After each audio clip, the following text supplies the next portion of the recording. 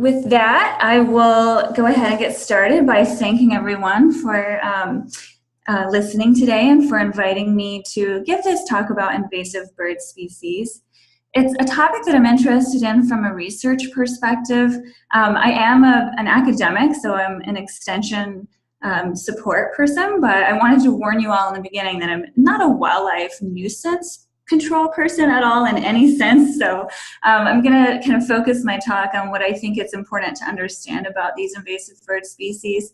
But if you have an infestation in your barn, I'm probably not, the best person to come and get them. So just bear that in mind. And, I'll talk to you today about what I think is important to know about invasive birds in New York.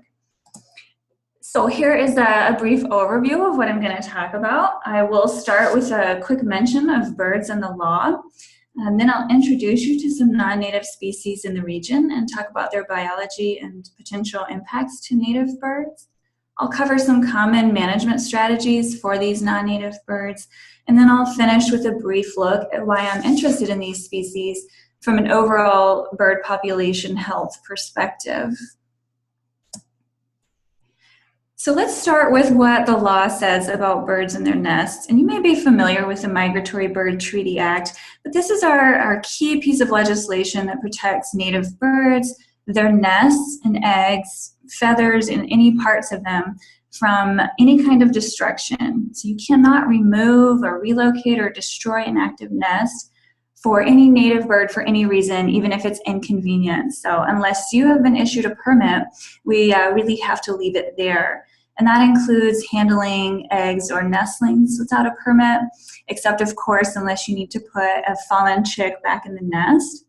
There is a similar law in Canada that protects native birds as well. And this is, even though it's called the Migratory Bird Treaty Act, this applies to all birds, not just endangered ones or migratory birds.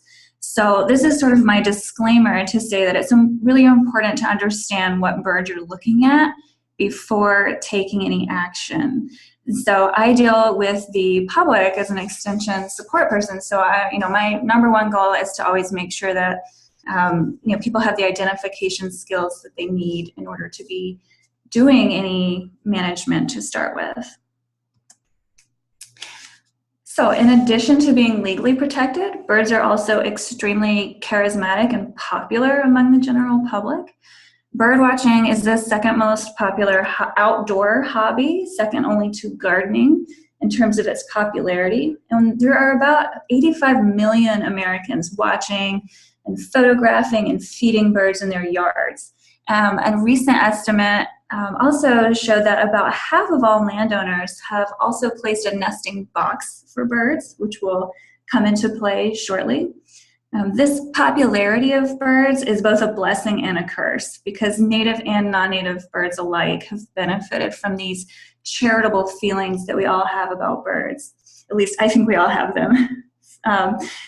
Furthermore, there is a contingency similar to the sort of feral cat, alley cat ally movement that these non-native birds have been naturalized, and there are some feelings on the admiration side of the spectrum that they should just be left alone. And I mention this because, as with any charismatic, vertebrate invasive species, this can spark controversy, as I'm sure most of you are aware. And so just to point out quickly, this talk will contain a mixture of photos of invasive and native birds. So just go back briefly. This is obviously a blue jay, it's native.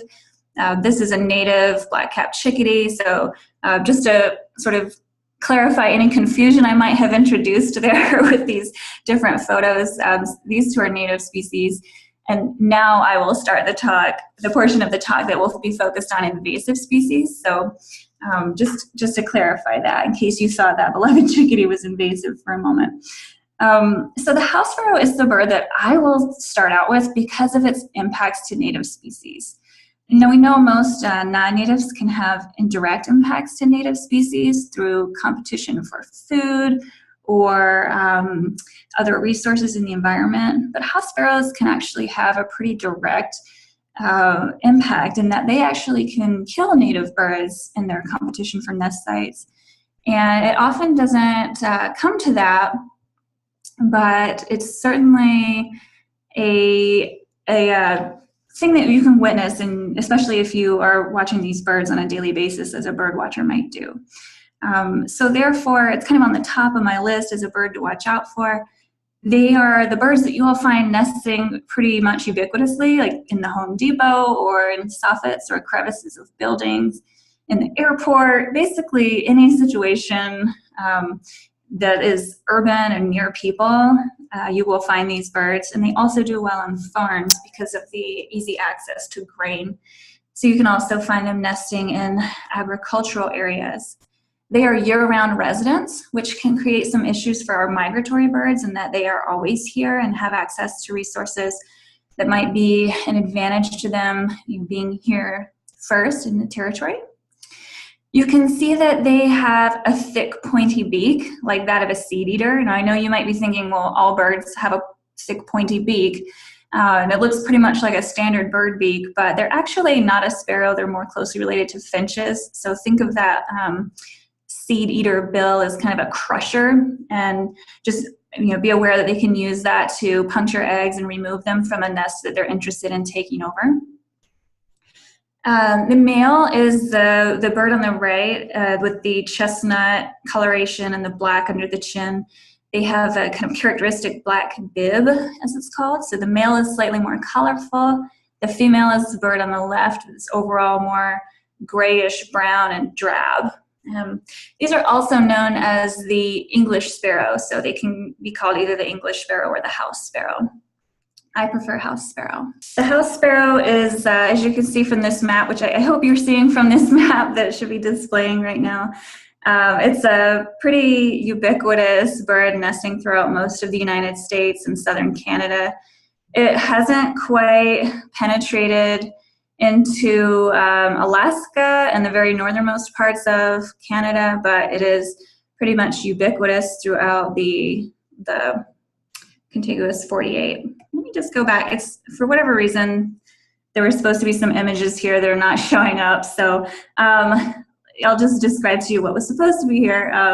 They're a cavity nester, so they do nest in birdhouses, crevices, and buildings.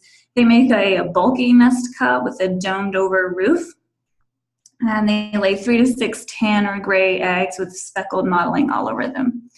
And so for some reason that's not showing up for me here when oh, there it is. Okay, sorry. Something is going on with my presentation, but so this is an illustration of the egg at the top. Obviously that's not actual life size, it's enlarged, but at the bottom you can see the photo of a real nest, and that you'll notice that they're quite bulky, a little bit kind of messy looking relative to some other birds' nests, and that they include a wide variety of things like grasses, feathers, trash, often whatever is lying around they will include. So you may see a disproportionate amount of human-made artifacts in a house sparrow nest, which you might not see in an other species nest. So bird nest materials can be diagnostic. So there we go. I'm glad that image showed up for me. Let's see if the rest of the slides will behave. The next species that I'll talk about is the European starling. The European starling is also a year-round resident that nests in cavities. It can be found foraging on lawns or in urban areas, probing around on the ground for grubs and insects. The males and females do look alike. They're a dark, chunky bird with a speckled back and a short tail. They look sort of triangular in flight, and they make a wide variety of sounds, so I won't even introduce the sounds today, just they are mimics, so they make a lot of different noises. If you look on the other photo in the bottom right, they can also look glossy or iridescent, even including somewhat purplish in the right light. So that's a diagnostic feature as well for the European starling. They are easily confused, especially if you're brand new to watching and identifying birds. They're superficially similar to another cavity nesting bird called the purple martin, which is also a cavity nester and is native and declining. And although they're similar superficially, they don't behave in similar ways. So purple martins are rarely found in urban centers, whereas starlings are ubiquitous in urban centers. And one great way to tell them apart from the purple martin, apart from behavior, is that bright yellow bill that looks like a forcep. So that's characteristic of this species as well. Okay, so here is a map of the ubiquitous European starling range. You'll see that similar to the house sparrow, their range is pretty similar. They seem to have moved a little bit farther north into Canada and are a little bit more present in Alaska, but in general, this is, they're just generally ubiquitous, similar to the house sparrow. Okay, so as I said, they're a cavity nester, and similar to the house sparrow, they are also implicated in the declines of some of our native species, the mechanism being competition for nest sites. However, the European starling is slightly larger than the house sparrow, so it competes with a different body size of birds, mostly larger birds, because of that bigger body size. Two examples of species that are native that are in decline are the American kestrel and the northern flicker, both of which are cavity nesters. They're kind of open woodland nesting birds, and declining over the last several decades. Although no one has been able to specifically link it to the increase in the European starlings, we know that at the individual nest site level, direct impacts have been observed. However, because of its bigger body size, if you are strictly wanting to provide nest boxes for smaller birds, you can exclude the European starling by placing the correct size cavity hole. So if you're placing a birdhouse or making a cavity in a tree for birds, you can do an exclusion by limiting the entrance hole to 1.5 inches. And that way you can get bluebirds, chickadees, and tufted titmice and your native birds by minimizing that hole size.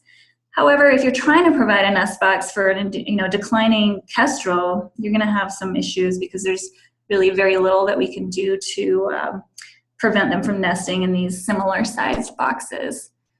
The eggs are a pale blue, sometimes medium blue. This photo is a little overexposed, but similar to the color of a robin's egg, but slightly paler.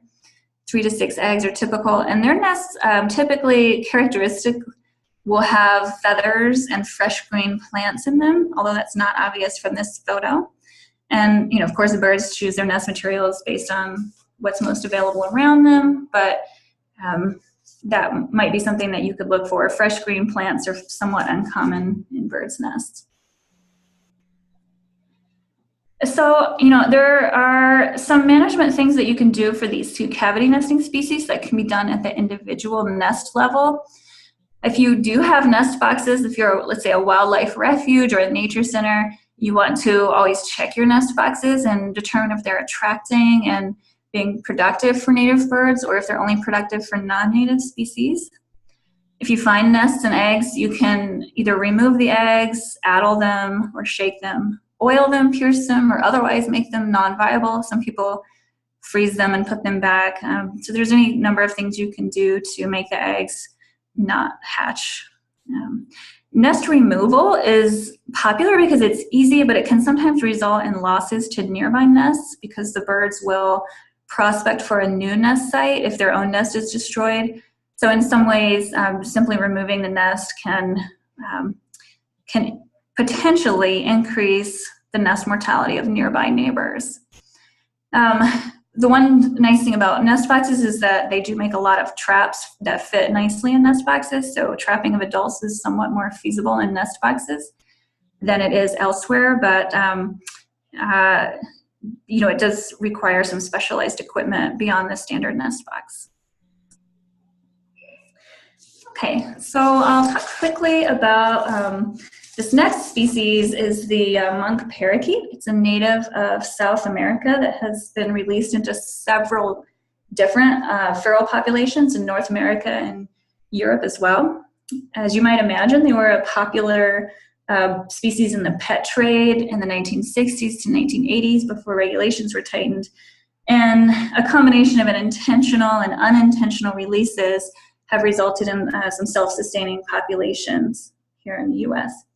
In its native range, it's considered to be an agricultural pest, but as far as I know, we don't really have enough of them here for it to be an agricultural pest. And its adaptation to urban environments means that it may not necessarily pose a direct threat to native birds. We do know that it does come to bird feeders, but we're not, at this point, it's not really doing a whole lot of damage to native birds. Where I think it will be likely to be a nuisance is in the utility industry, due to its habit of making these large stick nests on utility poles. It's a social species, as most parrots and parakeets are, and it nests communally. So multiple nests are often grouped together for this species, and that can form a really large structure that can pose an issue for safety and reliability. So here is another snapshot from our eBird database of the current distribution of the monk parakeet. And as you can see, if you're noticing the purple areas, the darker the purple, the more intense the abundance. So the feral populations are rather isolated and self-sustaining. And the fact that they're disjunct means that they probably were introduced multiple times from several different releases. And they haven't quite taken over here yet in the Northeast, and they may not ever due to our harsh winters that we have here, but we do have county records in Schuyler County, Tompkins County, a breeding record in the Hector, New York area, and of course numerous records from downstate where they seem to do quite well in the Long Island area. So typical of urban centers generating more heat and more food resources. So they can be much more easily seen downstate. However, as with most invasive species, the South is really going to get the brunt of it, and they're certainly more abundant in Florida, where the estimates range up to about 500,000 individuals, although there's some pretty wide confidence intervals around that estimate. But management of monk parakeets, as you can imagine, is somewhat controversial because they are so charismatic. And I don't know of anybody who is doing any kind of eradication, but utility companies do often need to manage the nests where they pose a risk.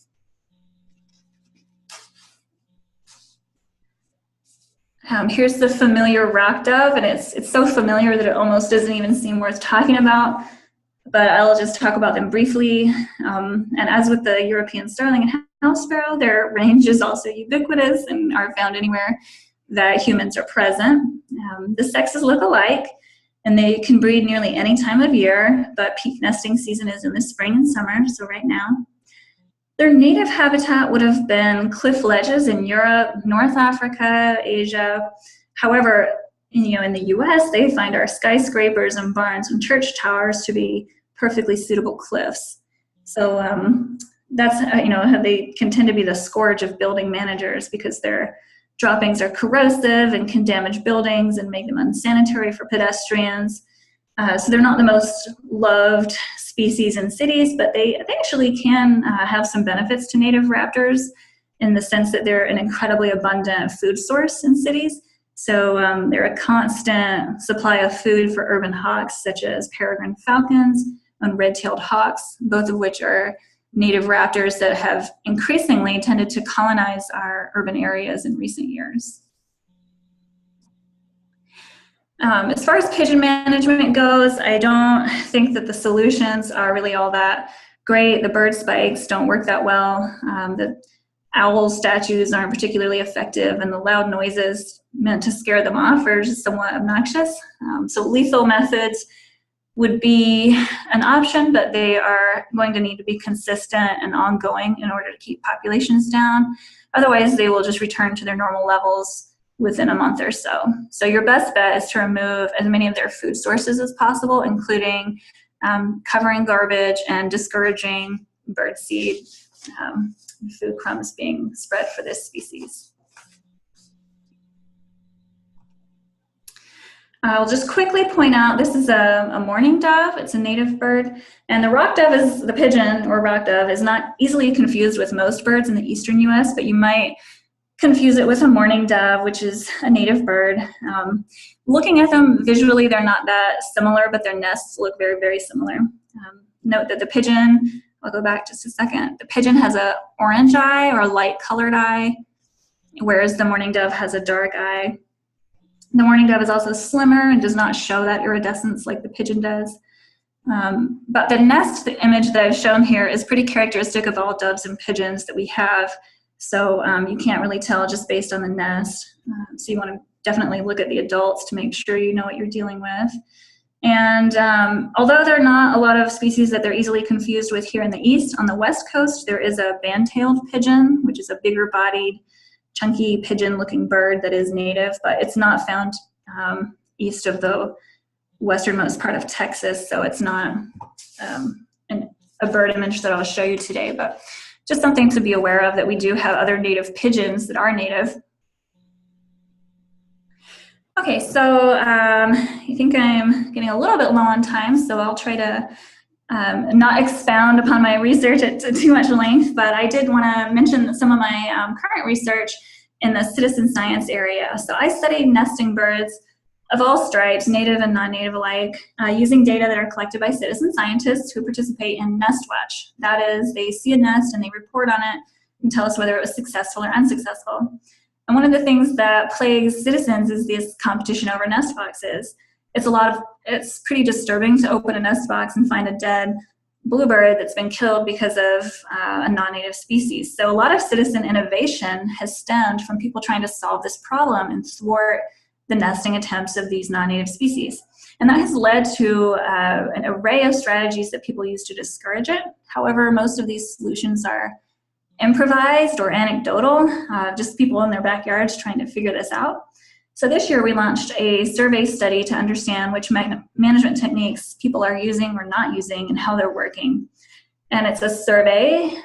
It will quantify the rate of nest failure due to invasive species at the national level, which is something we currently have almost no data about, other than individual stories about individual species. This would be the first real effort to quantify it at the national level. And as you can imagine, people have a lot of different opinions about invasive species and birds in particular. So we're also interested in how much people know about invasive cavity nesting birds in particular. And you can't really manage something if you don't know what it is. And even if you could identify it, it doesn't necessarily mean that you have negative feelings about it or feelings one way or the other. So this survey is also intended to gauge identification skills and attitudes towards these invasive species and try to estimate awareness. And as you can see from the two quotes on the screen, we know that some people, even if they can identify the birds or they have a high awareness, they may not be necessarily willing to manage the sparrows. So the one nest watcher says they love watching them, and the other nest watcher is upset because it's killed, one female and 2 nests this year already. So wide variety of opinions on the matter.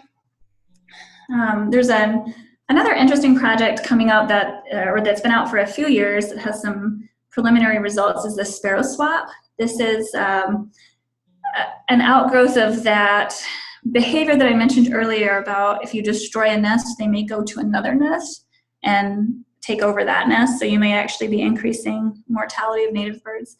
So the Sparrow Swap is a project that conceived of a way to try to minimize that by providing people with wooden eggs that they would mail to them to place in the nest as a just kind of a phony egg for the bird to incubate to keep it busy so it won't go prospect for other nest sites. And the idea is that they'll send you the wooden egg in exchange for your real eggs. So it's a project that's run out of the North Carolina Museum of Natural Sciences. And what do they want with all of those house sparrow eggs? Well, they're doing research, and it's really interesting because they can take the yolk extractions to try and detect contaminants from around the country. And in this way, they're trying to map contaminants that might impact nesting birds. So this is a small citizen science project that could potentially lead us to some more helpful strategies for managing house sparrows. And this is a picture of a carton of wooden eggs, and the birds seem to accept them just fine. And then finally, the last bit of research that I'll talk about that is happening at Cornell is along that same topic of using house sparrows as a useful sentinel species and study subject. So they, in addition to contaminants, they can also tell us things about environmental change. House sparrow populations in particular have actually been declining in many parts of their global range, especially in their native range, but also here in the US, they're declining. But the cause of the decline is not well understood at all. And as a widely distributed urban associated bird, it gives us opportunities to study some potential causes. So a Cornell student, Liam Bergen, used data from our Feeder Watch project to investigate flock size, land cover, and the presence of bird-eating hawks in the exhibitor family. Now, Feeder Watch is similar to NestWatch, but people are just monitoring their feeders instead of their nest boxes.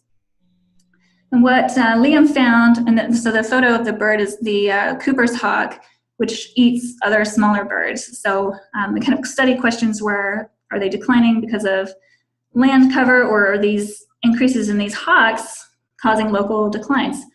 And so what he actually found was that house sparrow flock sizes are declining and fewer sites are reporting house sparrows, as you can see from the graph.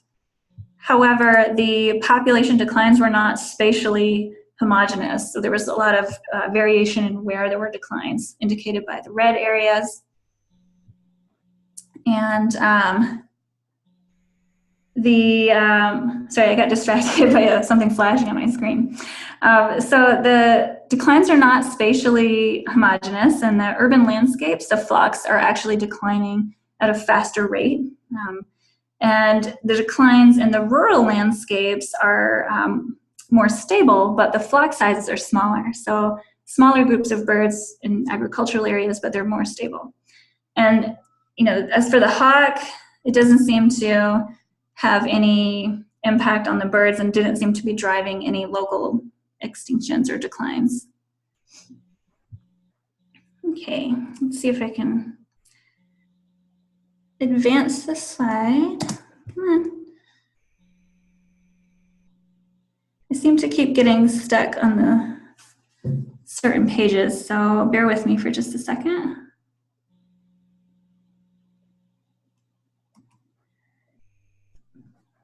I'm seeing the same page. Are others seeing the same thing? Yes, we are. Oh, okay. Okay, that looks like now it's going. Okay, so I think I am pretty much over time, so I'll just stop here and mention that if this is something that you're interested in, we have more resources at nestwatch.org. You can get NestWatch plans for free, information on invasive species. You can access the research survey that I was talking about. And if you find a bird's nest and you're interested in reporting it to NestWatch, we do have a free mobile app for recording any nest observations that you may have that you want to tell us about. So I may have gone out of time, but I'm certainly available for questions if we have time for them.